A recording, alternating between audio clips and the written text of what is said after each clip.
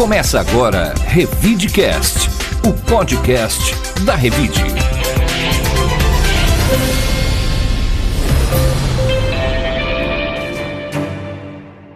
Olá, eu sou o Murilo Pinheiro. Bem-vindo ao Revidecast, o podcast da Revide.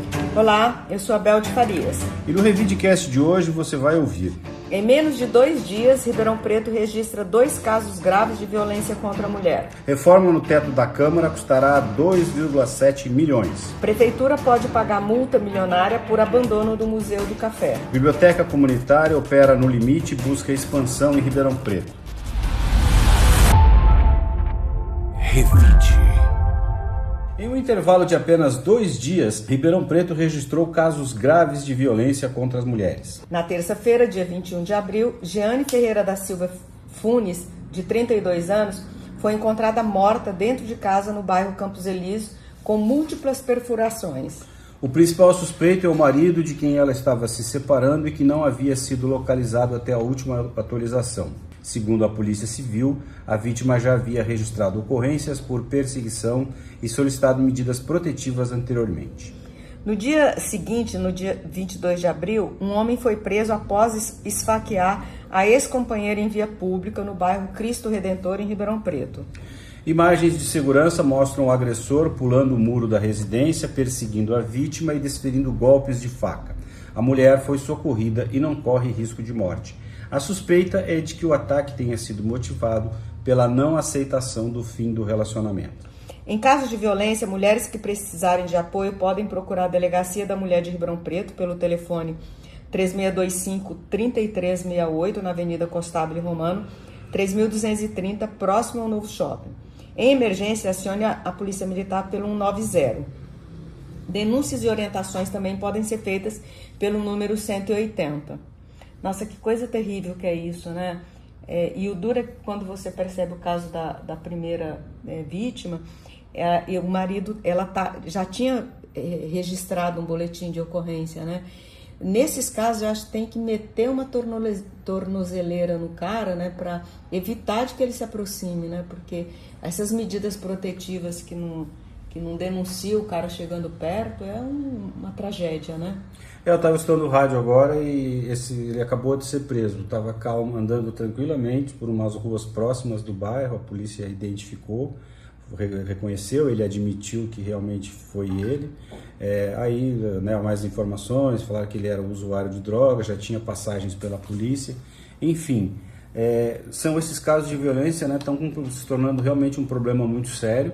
Por mais que se fale, né, e por mais que tenha se falado tanto nisso, a imprensa está dando uma cobertura ampla a todos esses casos de feminicídio, mas é assustador ver que as medidas parecem não estar surtindo efeito, né? E aí eu acho que o que tem que ser feito é isso mesmo, né? Se essa pessoa que é acusada já tinha antecedentes, né, deveria ter sido tomada uma medida restritiva mais forte contra ele. Ou o uso de tornozeleira, afastamento, né, ou até mesmo a prisão diante das reiteradas ameaças, para evitar que essas tragédias aí se consumam a toda hora. Revide. A reforma do teto da Câmara Municipal de Ribeirão Preto custará 2,7 milhões de reais aos cofres públicos. A vencedora da licitação foi a Engelimp Infraestrutura e Serviços Limitada. O processo está em fase de recurso e pode ser concluído em maio, caso não haja entraves jurídicos. O prazo de execução é de 6 meses após a assinatura do contrato. A intervenção inclui a substituição da cobertura por telhas metálicas, com isolamento termoacústico, além da troca do sistema de drenagem e a implantação de reservatório para captação e reuso de água da chuva. O telhado também será preparado para a futura instalação de energia solar.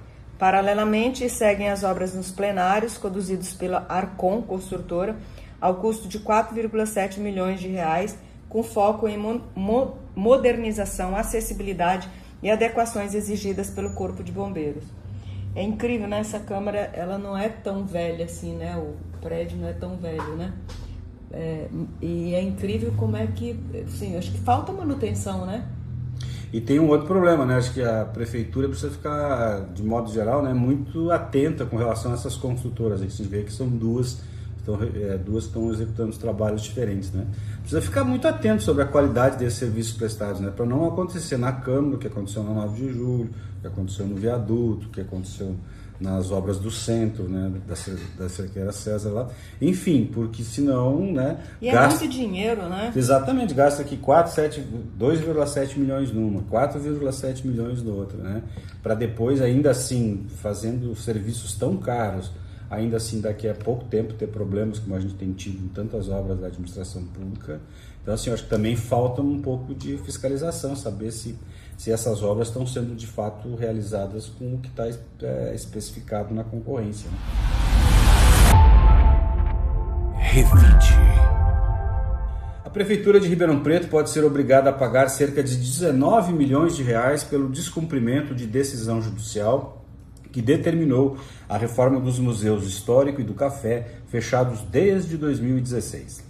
A ordem foi fixada em 2019 com prazo de 2 anos para as obras e multa diária de R$10 mil em caso de descumprimento, mas até hoje não foi integralmente cumprida. A interdição ocorreu após o desabamento de parte do forro do Museu Histórico, que apresentava infiltrações, cupins e risco estrutural. Desde então, o problema atravessou diferentes gestões municipais sem solução definitiva. Apesar da apresentação de um projeto de restauro estimado em 15 milhões em 2021, a captação de recursos não avançou e etapas consideradas essenciais, como a criação de reserva técnica para o acervo, não resultaram no início das obras principais. O município sofreu derrotas judiciais em todas as instâncias, incluindo o Supremo Tribunal Federal, que em 2025 manteve a obrigação da restauração. Pois é, não dá para entender, né? 10 anos. E agora uma multa de 19 milhões, que é maior que a obra. Pois é, nossa, assim, parece que ninguém está prestando atenção nisso. Então, estamos falando de 10 anos, né?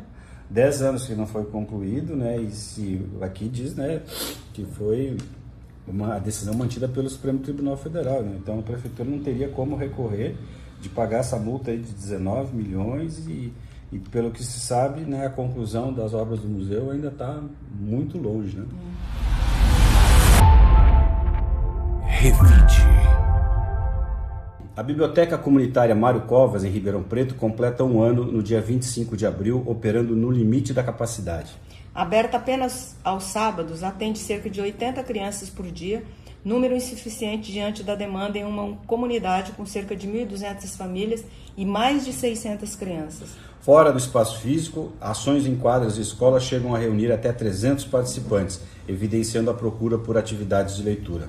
Gerida por moradores, a iniciativa conta com o apoio da Fundação Educandário Coronel Quito Junqueira, que oferece acervo, mobiliário e formação.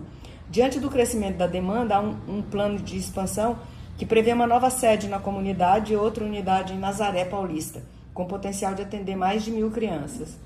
A ampliação depende de doações e interessados podem conferir como ajudar na matéria completa publicada no portal da Revide. Pois é, eu acho que na hora que você vê que tem uma demanda reprimida, aí, principalmente no que diz respeito ao hábito da leitura, né? As pessoas querem, né? Mas não tem espaço, né? Não tem condições. E ainda falta cair naquela velha história, né? De falta de patrocínio, de apoio, né? No caso aqui, como é uma questão local de uma biblioteca, a Prefeitura de Ribeirão Preto poderia ver, né, como se ela poderia ajudar em alguma coisa nesse sentido. Né? Até a própria Fundação Feira do Livro, né, que poderia também. Tem um ônibus lá que poderia fazer, porque está aberto apenas os sábados, né? Exatamente. Está faltando estrutura, gente, atendimento e talvez um espaço maior aí para melhorar aí a leitura, né, em áreas que são carentes da cidade. Revide. E agora a nossa estagiária de jornalismo, Gleice Priscila, explica a importância da linha Braille para os deficientes visuais. Olá, Murilo, Bel e ouvintes!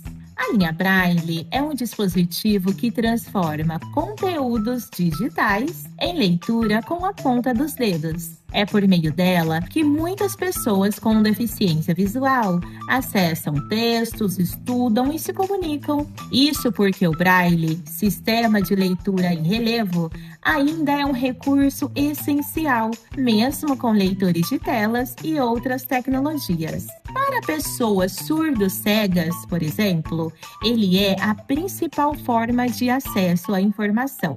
Mas há um desafio: o custo. Hoje, uma linha Braille pode ultrapassar os R$40 mil. A matéria dessa semana mostra como esse recurso tem transformado rotinas e os desafios para ampliar esse acesso. E vale lembrar, não crie barreiras, promova a acessibilidade. E a Silvia Pereira vai nos contar agora os principais destaques da Revide dessa semana, que circula na sua versão impressa. Olá! Vitrine de novas tecnologias a prometerem cada vez mais previsibilidade ao trabalho no campo, a 31ª AgriShow, que ocorre de 27 de abril a 1º de maio em Ribeirão Preto, é o assunto de capa da edição desta semana da Revide. A revista também traz mais reportagens informativas sobre o segundo tema do projeto Revide 40 anos, que visa a conscientização sobre a importância da vacinação em Ribeirão Preto. E as vozes de nossos jovens sobre eleições, uso de telas, entre outros assuntos de interesse no Caderno TIM. Boa leitura! Bom, por hoje ficamos por aqui. Agradecemos aos ouvintes que nos acompanham toda semana e desejamos um excelente fim de semana para todos. Um bom fim de semana para todos e obrigado por nos acompanhar. Até a semana que vem. O Revidecast tem a locução e trilha de Rodrigo Leone, edição e roteiro de Paula Apolinário e está disponível nas plataformas de áudio Spotify, YouTube e SoundCloud.